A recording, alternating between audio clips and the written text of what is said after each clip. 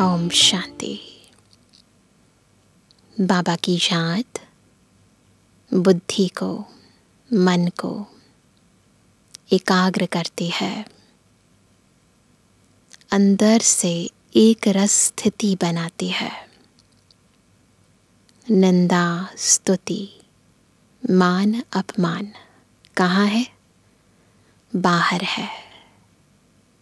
तो जब अंदर आत्मा स्थिर बन जाती है तो इन बातों का प्रभाव नहीं पड़ता है, ना किसी से दोस्ती, ना किसी से वैर।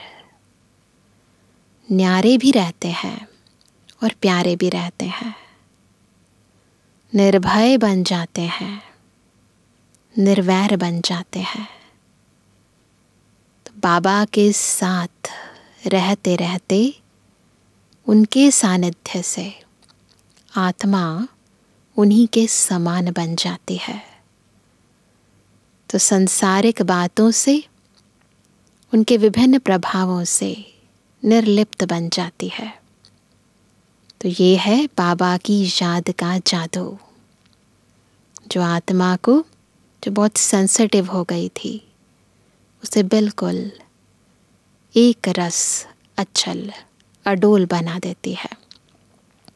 तो ऐसा अनुभव सभी करते हैं, बिल्कुल डिटैच और एक बाबा से अटैच। तो आज की मुरली में भी बाबा ने ऐसी ही कुछ बहुत गहरी और आत्मा को शक्तिशाली बनाने की बातें कही हैं। तो सुनते हैं बाबा की मीठी मुरली। आज है 13 सितंबर 2023। बाबा के महावाक्य हैं, मीठे बच्चे, तुम्हारा किसी से भी वैर नहीं होना चाहिए, क्योंकि तुम हो सबके कल्याणकारी। वैर रखने वाले को हाफ कास्ट ब्राह्मण कहेंगे। नोट करेंगे, हाफ कास्ट ब्राह्मण कौन है? क्या ऐसी आदत हमारी है? क्या हमारा किसी से वैर है? ये बाबा के महावाक्य है। तो आज से किसी से कोई वैर नहीं। प्रश्न है, कौन सी स्मृति बुद्धि में सदा रहे तो निर्भय बन जाएंगे।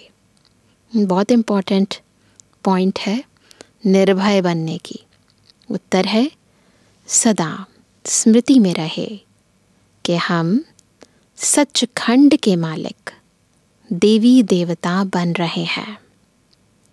शरीर को कोई मारता भी है, लेकिन आत्मा को मार नहीं सकता।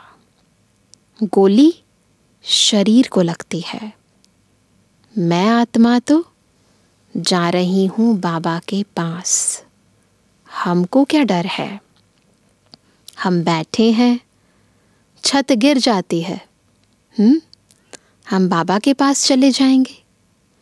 इसमें डरने की कोई बात नहीं। ऐसा निर्भय बनना है। बार बार योगाभ्यास में इस चीज़ की प्रैक्टिस करनी है ना?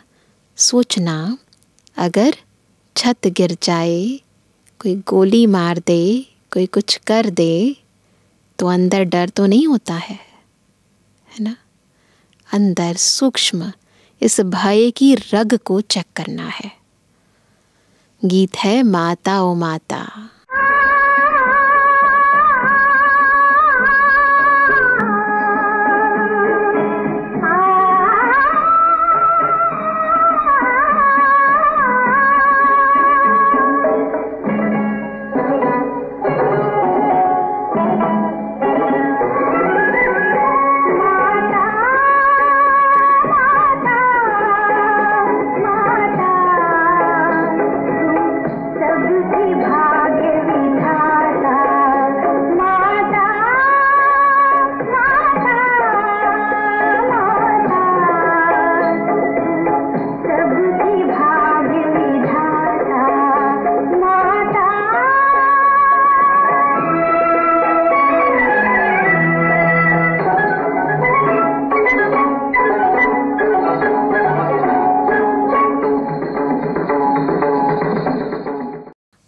ओम शांति। बच्चों ने जगदम्बा की महिमा सुनी। माता ओ माता तो है सबकी भाग्य विधाता। अब मनुष्य तो सिर्फ गाते रहते हैं। जगत अम्बा के मेले लग रहे हैं। यह फिर है संगम, बच्चों का बाप के साथ मेला। बाप है तो माँ ज़रूर है। भारत में जगत अम्बा की जीवन कहानी कोई भी जानते नहीं। जगत को रचने वाली अर्थात जगत अम्बा, जगत अम्बा के मंदिर भी हैं। अभी तुम बच्चों को समझ मिली है, ज्ञान का तीसरा नेत्र मिला है।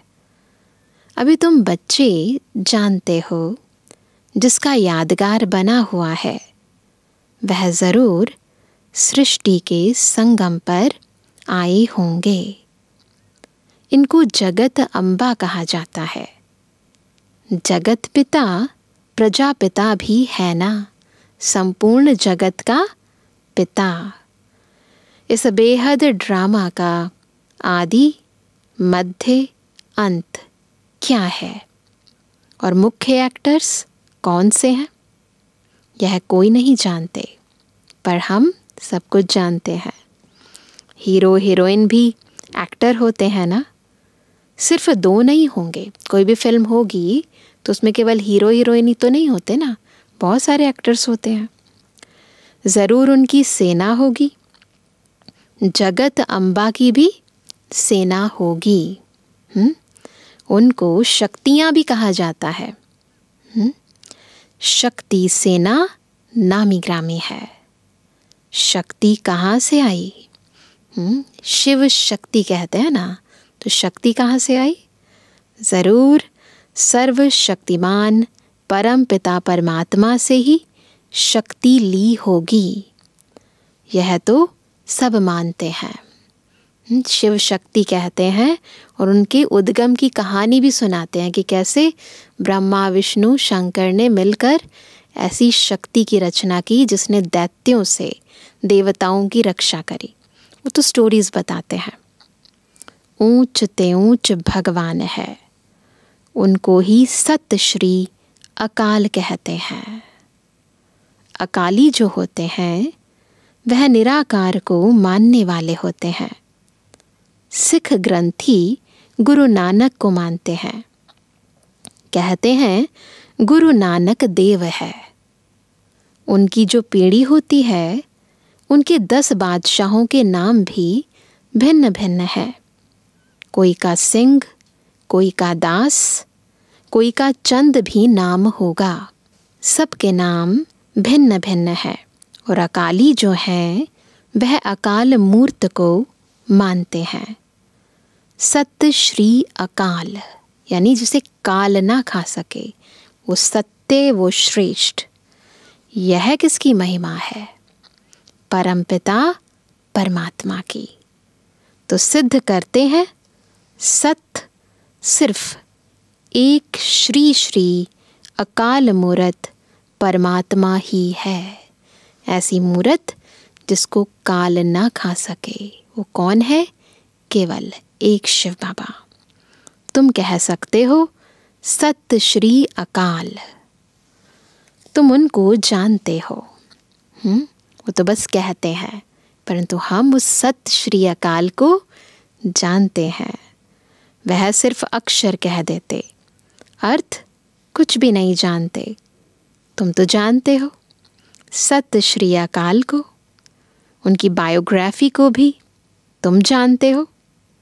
विचार सागर मंथन भी तुम बच्चों को करना है, तो कैसे उन आत्माओं को भी बाबा का ज्ञान देना है, ये विधि बाबा सिखाते हैं।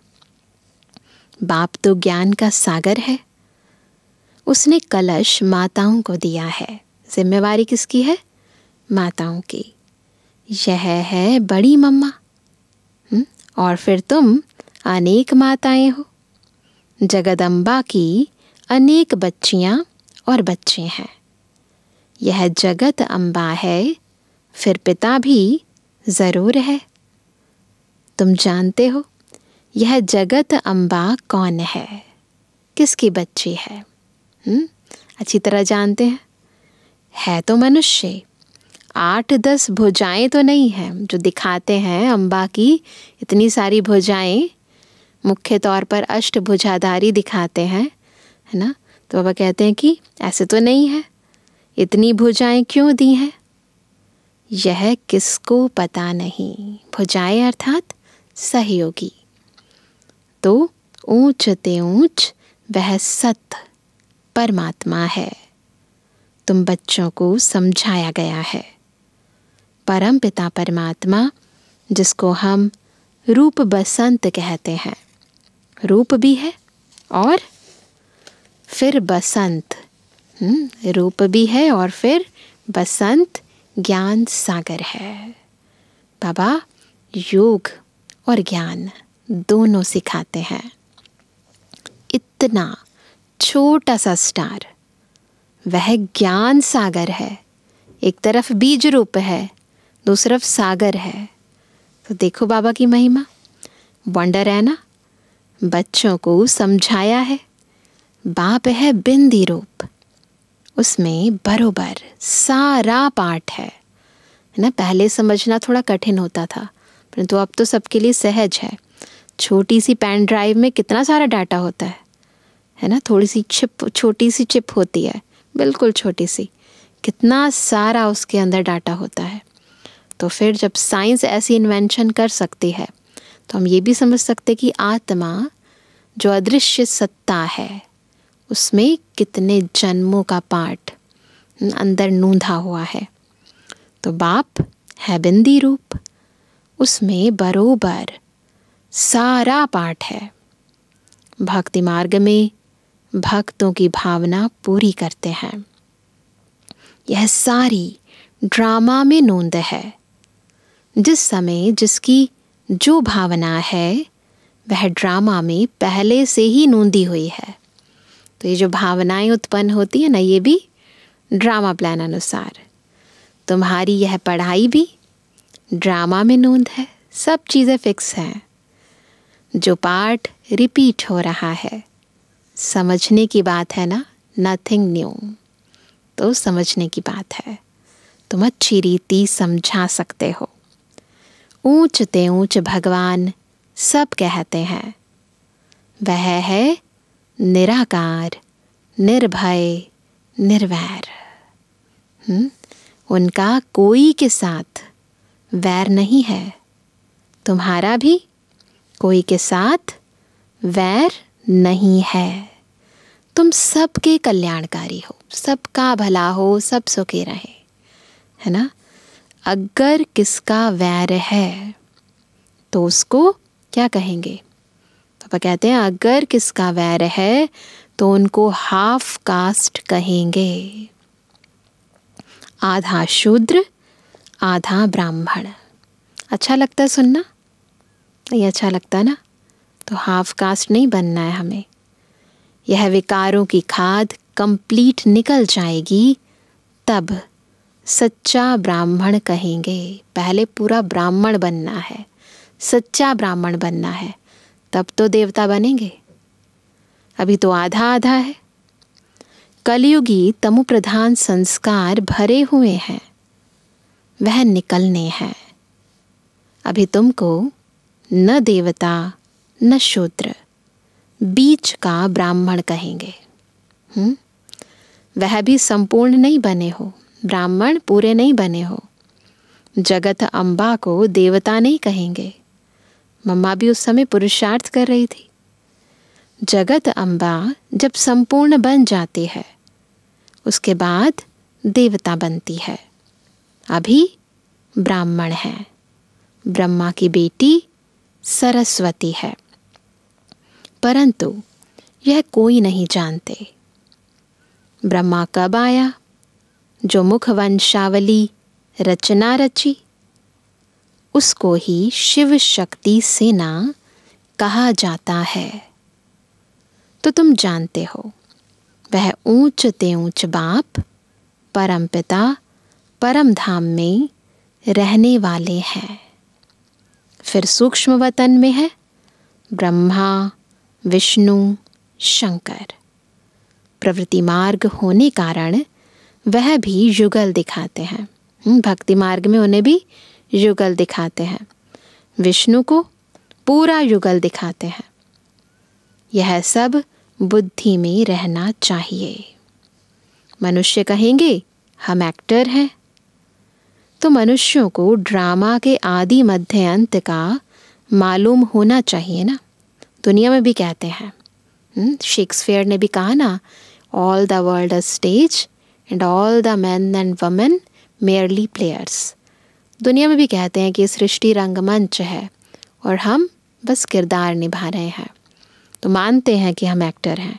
तो जब एक्टर हैं तो ड्रामा के आदि मध्य अंत का भी तो मालूम होना चाहिए ना। ऊंच ते ऊंच भगवान कौन है, ब्रह्मा विष्णु शंकर कौन है, पता होना चाहिए ना।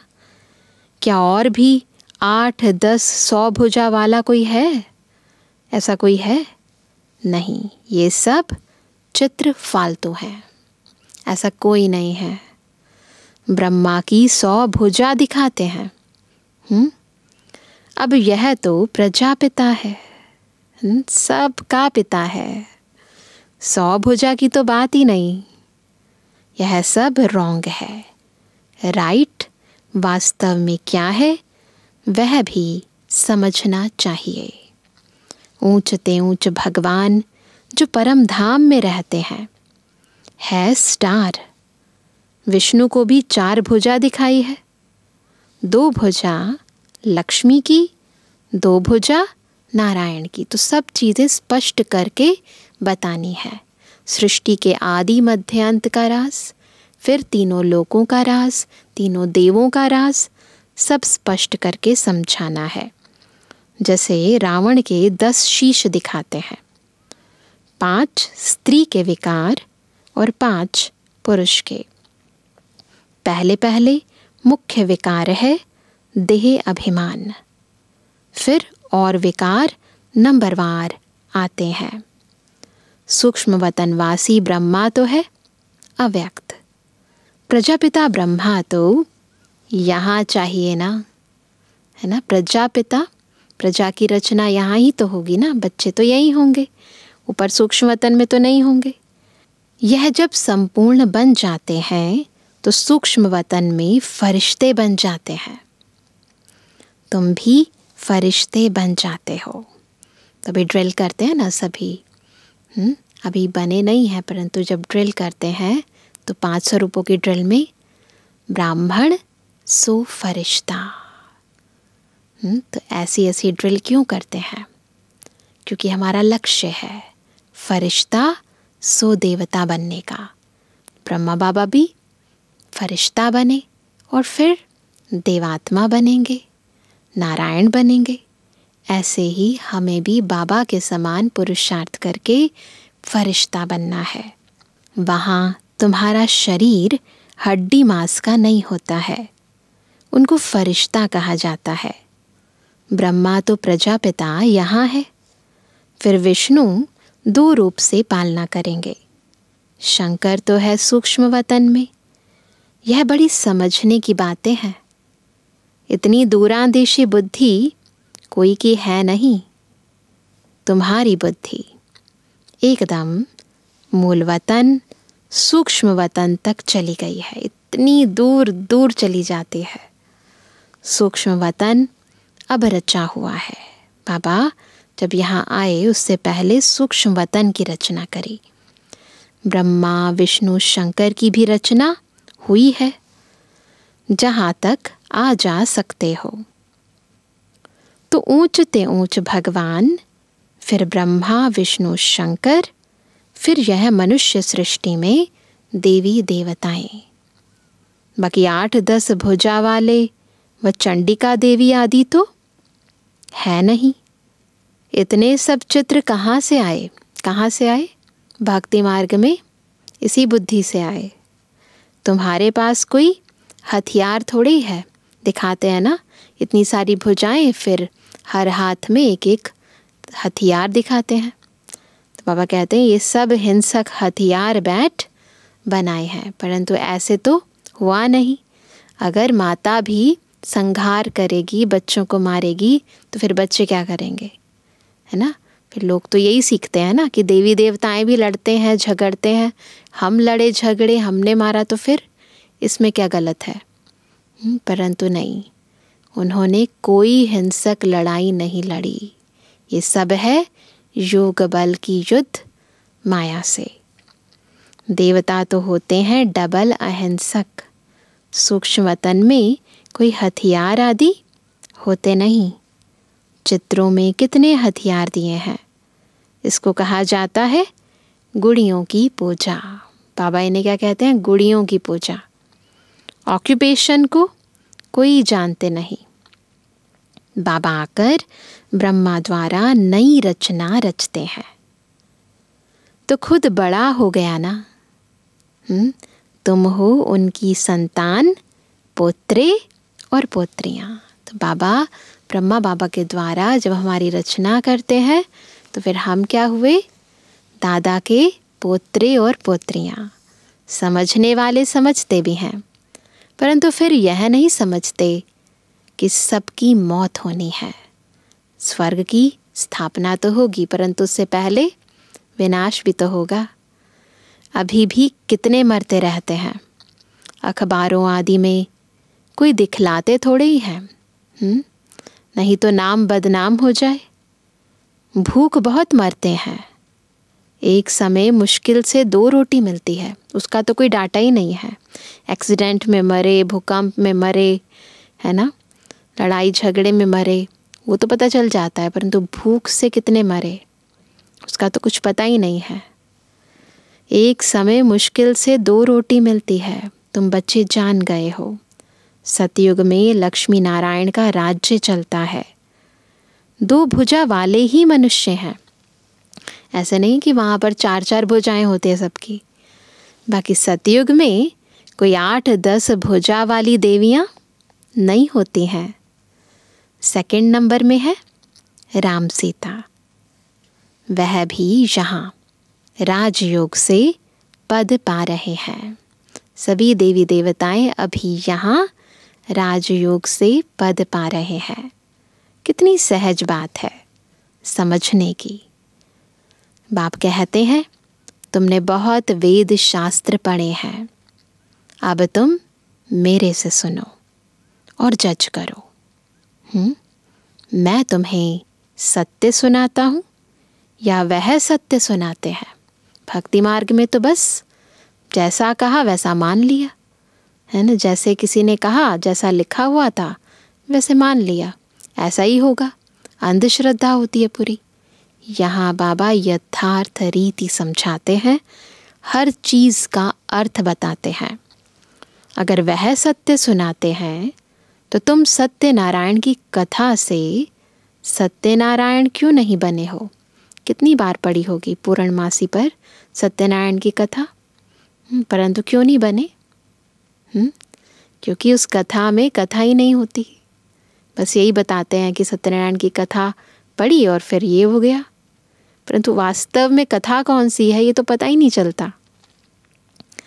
अभी तुम प्रैक्टिकल में सत्य बाबा से सत्य कथा सुन रहे हो। नारी से लक्ष्मी, नर से नारायण बनने की यह कथा है। कौन सी कथा? ये कथा जो हम सुन रहे हैं। ज़रूर प्रजा भी बनेगी कि सिर्फ लक्ष्मी नारायण जाकर तख्त पर बैठेंगे, है ना। तख्त पर बैठेंगे परंतु राज्य किस पर करेंगे? प्रजा तो होनी चाहिए ना। यह देवी देवताओं की राजधानी स्थापन हो रही है। केवल राजा रानी नहीं बन रहे, राजधानी बन रही है। फिर सतयुग में आकर राज्य करेंगे। वहाँ राजाओं को लश्कर आदि कोई होते नहीं। जैसे दिखाते हैं ना, राजाओं के पास बहुत बड़े बड़े लश्कर होते हैं। लश्कर विकारी अनहोली राजाओं को होते हैं। वह तो है होली राजाएं, पवित्र राजाएं। सतयुग को होली लैंड कहा जाता है ना। इसको अनहोली लैंड कहते हैं। बहुत पुराने पतित हो गए हैं, नए को पुराना बनना ही है ना। साइंस में भी लॉ ऑफ एंट्रोपी बताते हैं। तो ये सृष्टि का नियम है। शरीर भी पहले नया फिर पुराना होता है। 5 तत्व, हर चीज़ जो भी इनसे बनी है वो नए से पुरानी होती ही है। यह तो बुद्धि में बैठना चाहिए ना। मनुष्य होते हुए ड्रामा के आदि मध्य अंत को नहीं जानते। एक्टर्स हैं परंतु ड्रामा के आदि मध्य अंत को नहीं जानते। तुम जानते हो। ऊंच ते ऊंच शिव बाबा मूल वतन में रहते हैं। उसको निराकारी दुनिया कहा जाता है। आत्माएं बिंदियां भी वहाँ रहती हैं। सबकी बुद्धि में स्वीट साइलेंस होम आ गया ना। परंतु बिंदी रूप ही दें तो कोई समझ कैसे सके। छोटी सी बिंदी तो फिर समझ नहीं सकेंगे ना। बिंदी की पूजा कैसे करेंगे। शिव बाबा के बिंदी रूप की पूजा कैसे करें। छोटी सी बिंदी की पूजा संभव नहीं है। तिलक कैसे लगाएं। बाबा अमरनाथ पर भी गए हुए हैं। ब्रह्मा बाबा बाबा सारा देख कर आए थे कि कैसे शिवलिंग बनाते हैं। कहते हैं वहाँ पार्वती को शंकर ने कथा सुनाई। ऐसे बताते हैं ना। अब पार्वती ने किस दुर्गति को पाया था जो उनको बैठ कथा सुनाई। वास्तव में तुम सब पार्वतियाँ हो। हम पार्वतियाँ हैं। तुम जन्म मरण में आते हो और सद्गति को पाने के लिए कथा सुन रहे हो। अब यथार्थ समझ में आता है। हम ही पार्वतियाँ हैं जो शिव बाबा को अपना बनाने के लिए ज्ञान और योग बल से अपने आप को अमरपुरी में जाने के लायक बना रही हैं। तो वहाँ पूछा शिवलिंग कहाँ है। तो बोला शिवलिंग तो आपे ही निकल आता है। अरे यह कैसे होगा। वहाँ कबूतर भी दिखाते हैं। कबूतर यानी पिजन बात करना कभी सीखते नहीं।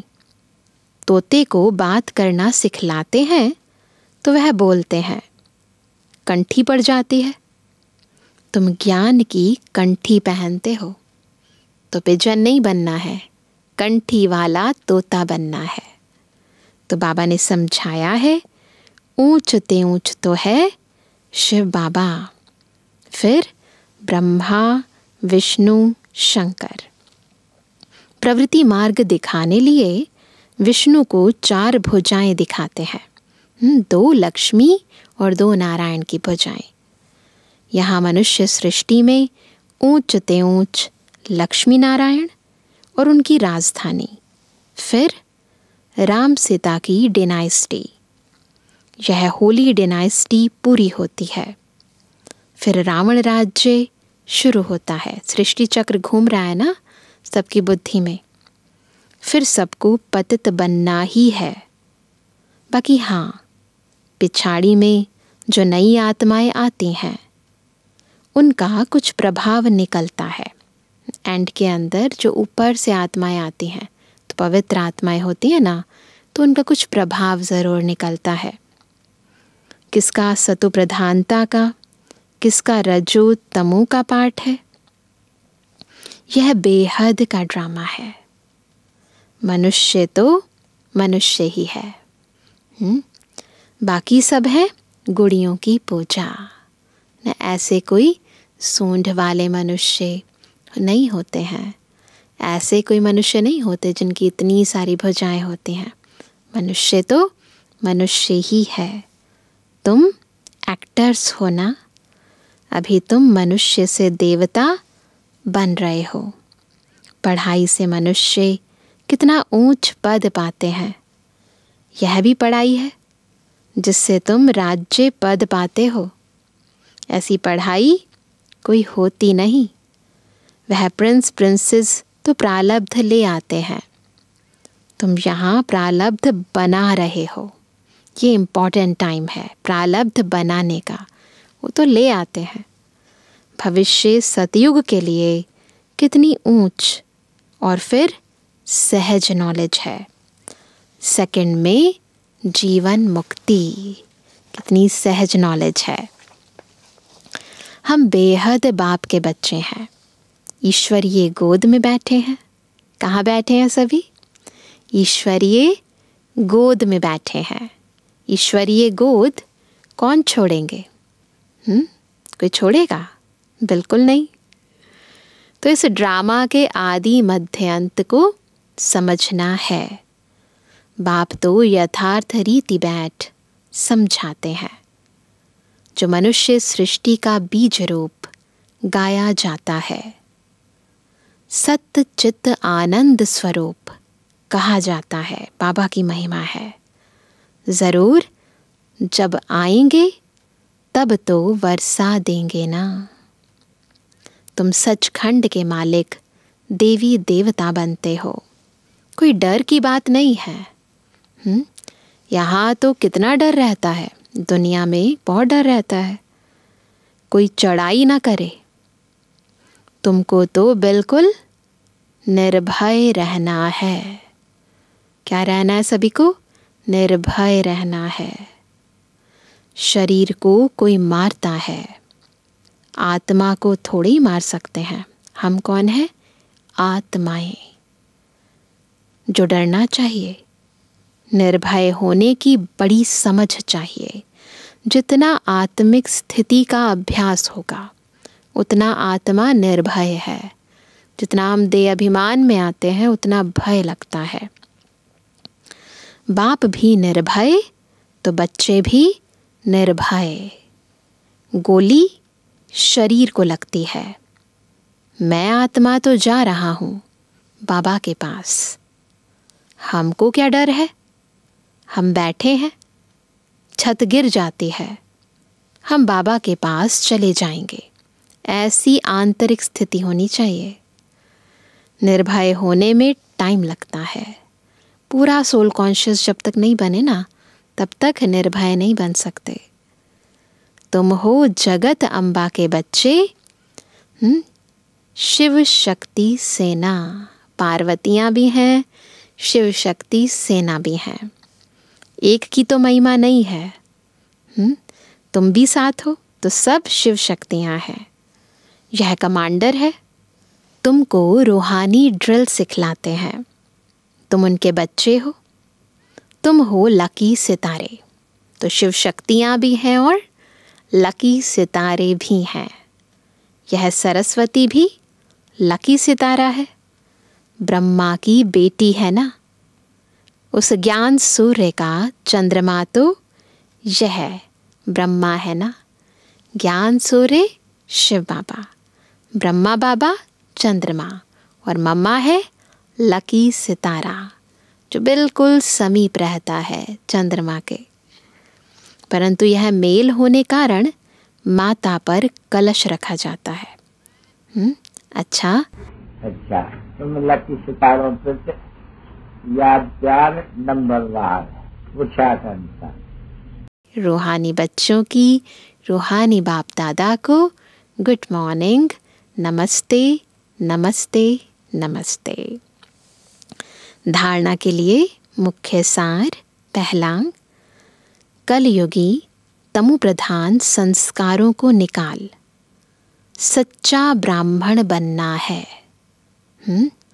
किसी से भी वैर नहीं रखना है। इम्पॉर्टेंट पॉइंट, वैर नहीं रखना है, नहीं तो क्या बन जाएंगे?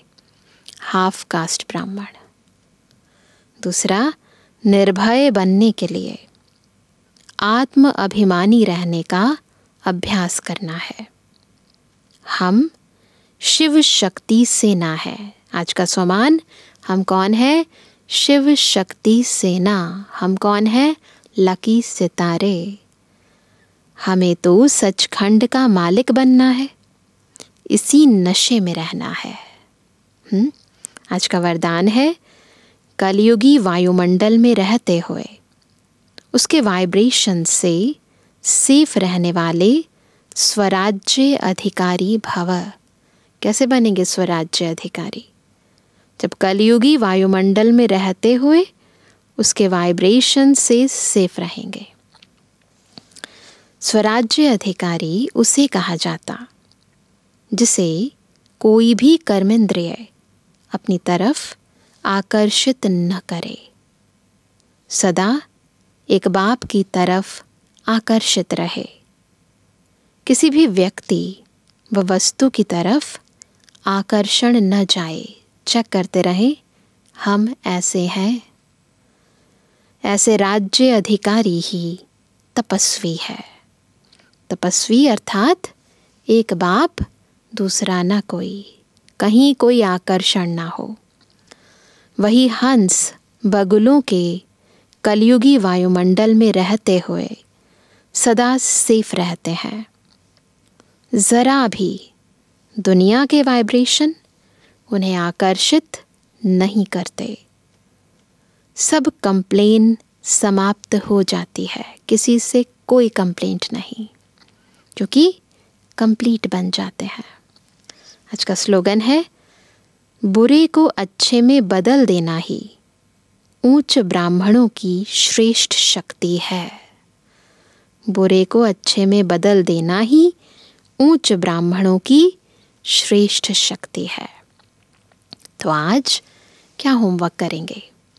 बार बार आत्म अभिमानी स्थिति का अभ्यास करेंगे और खुद से पूछेंगे, अगर अभी अभी समय आ जाए, किसी भी कारणवश शरीर को त्याग करने का टाइम आ जाए, तो क्या मैं तैयार हूँ? कहीं किसी बात का डर तो नहीं है? कहीं कोई आकर्षण तो नहीं है? कहीं कोई चीज़ मुझे खींचती तो नहीं है? तो महीनता से चेक करेंगे इस निर्भय निर्वैर स्थिति को। किसी से कोई वैर भी होगा ना, तो उससे भी तंग हो जाएंगे, परेशान हो जाएंगे, बाबा से योग नहीं लगेगा, ऊपर जा नहीं सकेंगे। तो इसीलिए ना काहू से दोस्ती, ना काहू से वैर। हम तो सबके हैं, सबका कल्याण करने के लिए निमित्त हैं। तो बार बार चेक करेंगे, देही अभिमानी स्थिति का अभ्यास करेंगे। अच्छा, 2 मिनट बाबा की याद में बैठते हैं।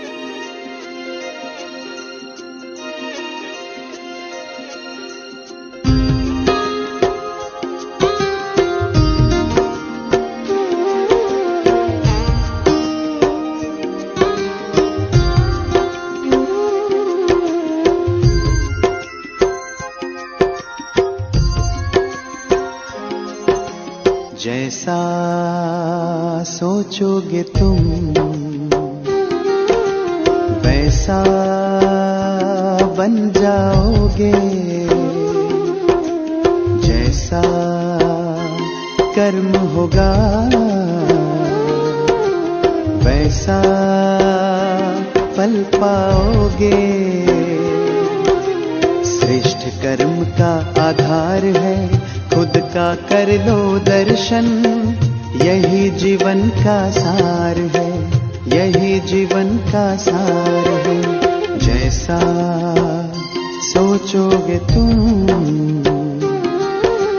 वैसा बन जाओगे। जैसा कर्म होगा वैसा फल पाओगे।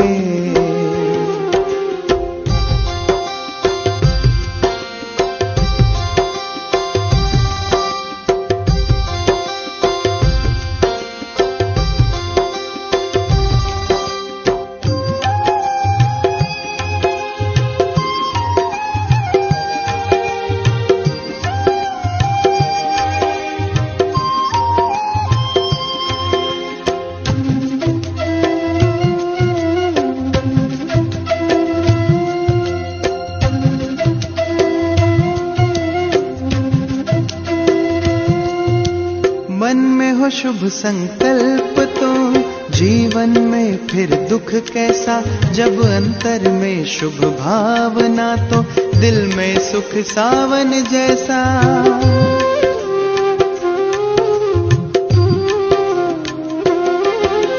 हार कर जो ना हारे जीत उसी की होती है, घनघोर अंधेरे में भी जलती जगमग उसकी ज्योति है। जैसा देखोगे तुम वैसा बन जाओगे जैसा चाहोगे तुम, वैसा बन जाओगे।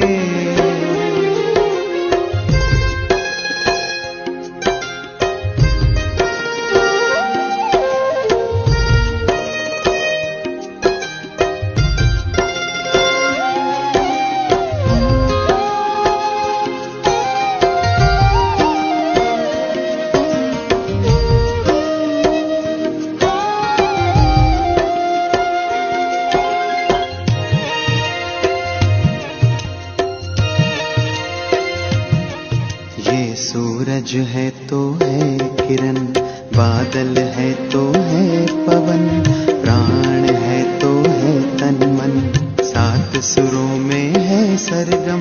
जो धरती है तो है सागर, जल थल है तो है जीवन, जीवन है तो है भगवन। भगवान के संग समय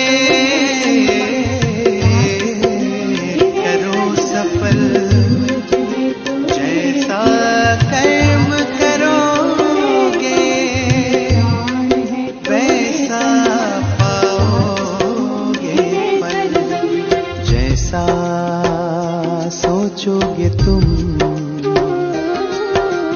वैसा बन जाओगे। जैसा कर्म होगा वैसा फल पाओगे। श्रेष्ठ कर्म का आधार है खुद का कर लो दर्शन, यही जीवन का सार है, यही जीवन का सार है। जैसा सोचोगे तुम वैसा बन जाओगे। जैसा कर्म होगा वैसा फल पाओगे। जैसा सोचोगे तुम वैसा बन जाओगे। जैसा कर्म होगा वैसा फल पाओगे।